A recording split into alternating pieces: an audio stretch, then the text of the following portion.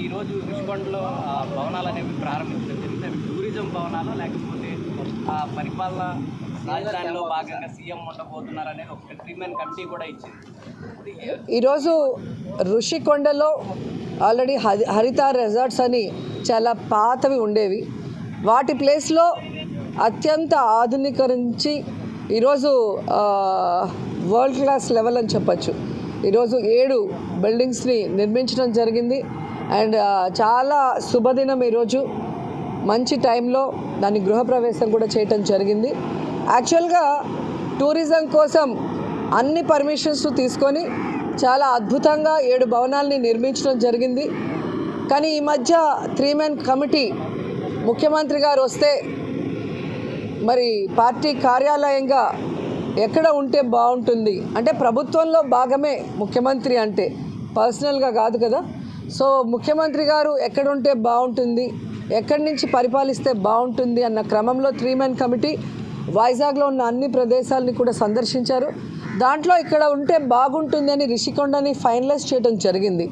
So ఇప్పుడు జగన్మోహన్ రెడ్డి గారు decision తీసుకోవాలి, అక్కడి నుంచి పరిపాలించాలా లేదా వేరే ప్లేస్ నుంచి అని. జగన్మోహన్ రెడ్డి గారు అది డిసైడ్ చేస్తే ఇక్కడి నుంచి చేస్తే బాగుంటుంది అని రిషికొండ నుంచి మరి క్యాంప్ ఆఫీస్గా పరిపాలన స్టార్ట్ అవుతుంది, లేదంటే టూరిజం స్పాట్గానే అది కంటిన్యూ అవుతుంది, టూరిజం రిసార్ట్గానే కంటిన్యూ అవుతుంది.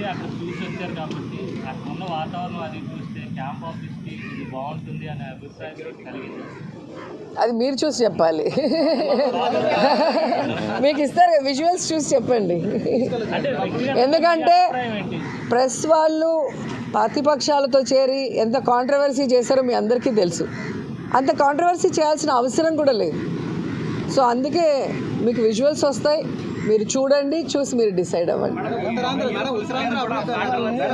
కాంగ్రెస్ వాళ్ళకి ఏంటి మేడం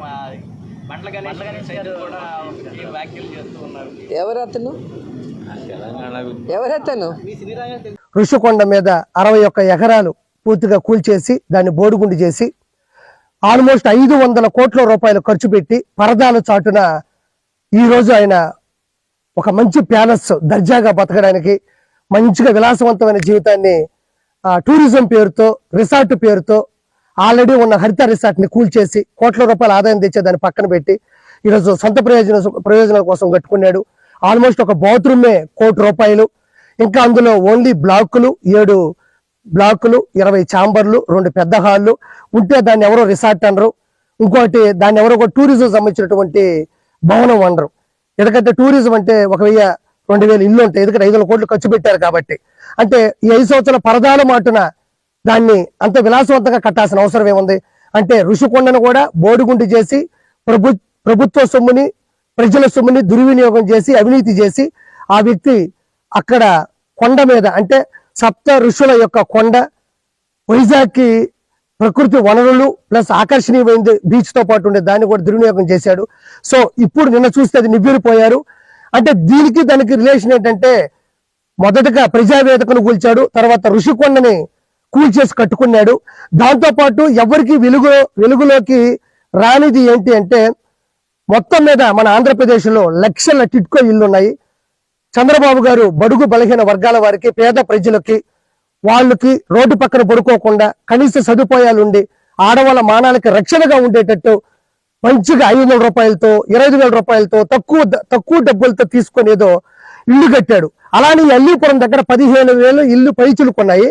వాటిల్లో 100% అయిపోయినట్టున్నాయి, ఎనక చూస్తే 90% అయిపోయినట్టున్నాయి, 10% అయినట్టున్నాయి.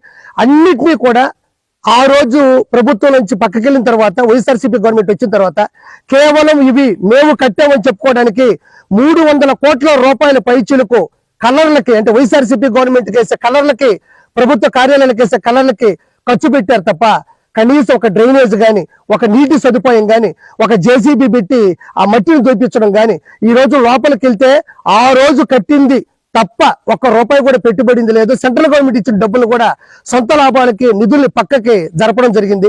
ఈరోజు మొత్తం పగిలిపోయి ఉన్నాయి.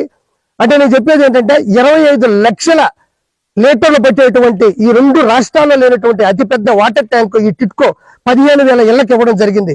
అది కూడా ఎలా అయితే స్టార్ట్ చేసి ఫినిష్ చేయబోయారో దాన్ని కూడా అలానే వదిలేశారు. అంటే ఎందుకు చెప్తున్నా అంటే ప్రజావేదిక కావచ్చు, ఋషికొండ కావచ్చు, టిట్కో ఇల్లు. ఈ రోజు గుడివాడలో కూడా 8,000 టిట్కో ఇల్లు ఉంటే 6,000 ఇచ్చి అందులో ఈ రోజు డ్రైనేజ్ లేదు, వాటర్ ప్రాబ్లం, అసలు లోపల కూడా పడుకోలేని పరిస్థితి. ఈ విషయాన్ని ఎలక్షన్ ముందు చెప్దామా అంటే ఈ ఇళ్ల లోపలికి మనం రాలేము. అందరూ ఇక్కడ గంజాయి అమ్మేవాళ్ళు, ఇక్కడ ఒక రౌడీ రాజకీయం జరిగేది. ఇక్కడ చూడండి బీరు బాటిల్లు ఉంటాయి, కత్తులు కట్టలు కూడా ఆడాడ దొరుకుతా ఉంటాయి. ఇప్పుడు ఎందుకు చెప్తున్నాం అంటే ఇప్పుడు ప్రభుత్వం వచ్చింది కాబట్టి భయపడకుండా వచ్చి చెప్తున్నాను. ఇంకోటి ఏంటంటే ఇప్పుడు అవినీతి అనేది అన్ని క్రాఫ్ట్లు అన్ని విభాగాలకు జగన్మోహన్ రెడ్డి చేశాడు కాబట్టి ఇవి కూడా అతి తక్కువ సమయంలోనే చంద్రబాబు గారు వీటిని మళ్ళీ తిరిగి మంచి సదుపాయాలతో ఇవ్వడం జరుగుతుంది. కాబట్టి ప్రజలందరికీ కూడా ఈ కూటమి ద్వారా, ఈ చంద్రబాబు గారి హయాం ద్వారా ఖచ్చితంగా వీటిని మళ్ళీ ఇవ్వడం జరుగుతుంది. ఇంత అవినీతి జరిగింది అని పూర్తిగా విజువల్స్ తో మీకు చెప్తున్నాను. ఇంకోటి మన నెల్లూరులో గెలిచినట్టు వేమిరెడ్డి ప్రభాకర్ రెడ్డి గారికి, సతీమణి ప్రశాంత్ రెడ్డి గారికి ముఖ్యంగా శుభాకాంక్షలు. పాత నెల్లూరులో 10 మంది గెలిచారు మన వాళ్ళు, వాళ్ళకు కూడా ప్రత్యేకంగా శుభాకాంక్షలు తెలియజేసుకుంటూ థ్యాంక్ యూ సో మచ్.